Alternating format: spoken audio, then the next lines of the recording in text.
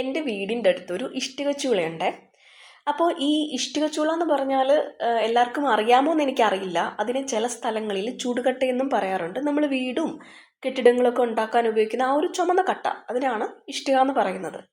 അപ്പം ഈ ചൂളയിൽ ഈ ഇഷ്ടിക ഉണ്ടാക്കുന്ന ആ ഒരു പ്രൊസീജിയർ എന്ന് പറയുന്നത് ഭയങ്കര രസമുള്ളൊരു പരിപാടിയാണ്. കാരണം നമുക്ക് പഠിക്കാൻ ഒരുപാട് കാര്യങ്ങളുണ്ട് അതിൽ നിന്ന്. അപ്പം ആ ഒരു കാര്യമാണ് ഞാൻ ഇന്നത്തെ വീഡിയോയിൽ പറയുന്നത്. അപ്പോൾ സംഭവം വേറൊന്നും അല്ല, ഇത് ചെളിമണ്ണ് വെച്ചാണ് ഈ സംഭവം ഉണ്ടാക്കുന്നത്, ഇഷ്ടിക ഉണ്ടാക്കുന്നത്. അപ്പം അതിലേക്ക് ആവശ്യത്തിന് അതിൻ്റെ പ്രപ്പോർഷൻ അനുസരിച്ച് വെള്ളമൊക്കെ ഒഴിച്ച് അതിനെ മിക്സ് ചെയ്ത് ഒരു അച്ചിലിട്ട് ആ ഒരു ഷേപ്പിലാക്കി എടുക്കും. അപ്പോൾ ഇതൊക്കെ മെഷീനാണ് ചെയ്യുന്നത്.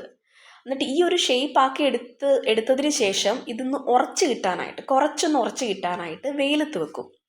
ഒരു 3-4 ആഴ്ച അങ്ങനെ അതിനെ വെയിലത്ത് വെച്ചാണ് കുറച്ച് ഉറപ്പായതിന് ശേഷം ഇതിനെ എന്ത് ചെയ്യുന്നോ ഇതിനെ വലിയ ചൂളയിലേക്ക് മാറ്റും.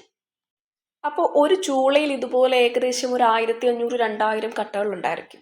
അങ്ങനെ ഇതിനെല്ലാം ഇങ്ങനെ അടുക്കി വെച്ചതിന് ശേഷം ഇതിനെ പുറത്ത് കാണാൻ പറ്റാത്ത രീതിയിൽ മുറിക്കട്ടകളും പഴയ കല്ല് മീൻസ് ഇഷ്ടികളും എല്ലാം ഉപയോഗിച്ച് ഇതിനെ കവർ ചെയ്യും. അപ്പോൾ ഉള്ളിലുള്ള ചെളിക്കട്ട നമുക്ക് പുറത്ത് കാണാനേ പറ്റില്ല. ആ രീതിയിൽ ഇതിനെ ഫുൾ കവർ ചെയ്തതിന് ശേഷമാണ് ഇനി തീ ഇടുന്ന ഒരു പരിപാടിയുണ്ട്.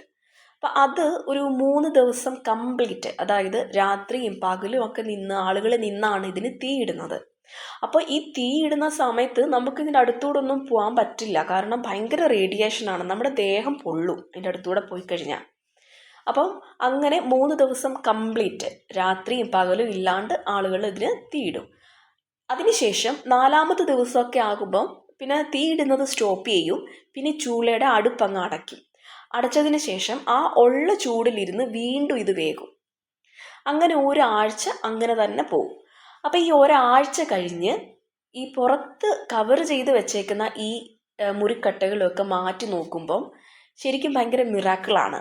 അതായത് നമ്മൾ ചെളിക്കട്ട വെച്ച സ്ഥലത്ത് ഇപ്പോൾ ഇരിക്കുന്നത് നല്ല ബലമുള്ള ഇഷ്ടികകളാണ്. അപ്പോൾ ആദ്യം ഉണ്ടായിരുന്നത് വെറും ചെളിക്കട്ടകളാണ്, ആർക്കും ഒരു വിലയില്ലാത്ത വെറും ചെളിക്കട്ട.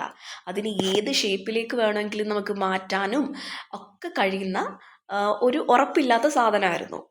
അതിനെ 3 ദിവസം അല്ലെങ്കിൽ 4 ദിവസം കണ്ടിന്യൂസ് ചൂളയിലിട്ട് പഴുപ്പിച്ച് ചൂടാക്കി എടുത്തു കഴിഞ്ഞപ്പോഴേക്കും ഇപ്പോൾ അത് ഇഷ്ടികളാണ്.